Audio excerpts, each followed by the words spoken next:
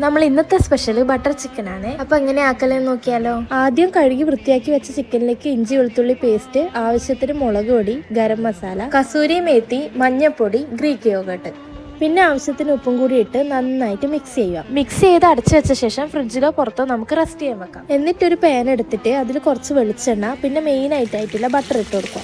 പിന്നെ നേരത്തെ മിക്സ് ചെയ്ത് വെച്ച ചിക്കൻ ഓരോന്നായിട്ടിട്ട് ഫ്രൈ ചെയ്തെടുക്കുക. ചിക്കൻ നന്നായിട്ട് അങ്ങ് ഡീപ് ഫ്രൈ ചെയ്യണമെന്നില്ല കേട്ടാ. പിന്നെ അതേ പാനിലേക്ക് തന്നെ ആവശ്യത്തിന് ഉള്ളി, ഉപ്പ്, അണ്ടിപ്പരിപ്പ് ഇതെല്ലാം കൂടി മിക്സ് ചെയ്യുക.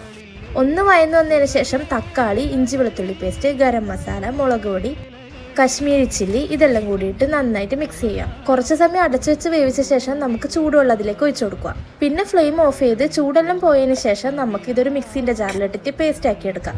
ഇങ്ങനെ പേസ്റ്റ് ആക്കിയ ശേഷം ഒരു വലിയ പാത്രം എടുത്ത് അതിൽ കുറച്ച് ബട്ടർ ഇട്ടിട്ട് ഈ മിക്സ് അതിലേക്ക് ഒഴിച്ചു കൊടുക്കുക. ഇതൊന്ന് ചൂടായി വരുമ്പോഴത്തേക്ക് നമ്മൾ നേരത്തെ പൊടിച്ച് മാറ്റി വെച്ച ചിക്കൻ എടുത്ത് ഇട്ട് കൊടുക്കുക. പിന്നെ കുറച്ച് കസൂരി മേത്തി, ഗരം മസാലയും കൂടി ചേർത്ത് അടച്ചു വെച്ച് ഫ്ലെയിം സിമ്മിലേക്ക് ഇട്ട് വെക്കുക. പിന്നെ അവസാനമായിട്ട് കുറച്ചുകൂടി ബട്ടറും ഫ്രഷ് ക്രീമും കൂടി ഇട്ടാൽ നമ്മൾ ബട്ടർ ചിക്കൻ റെഡി.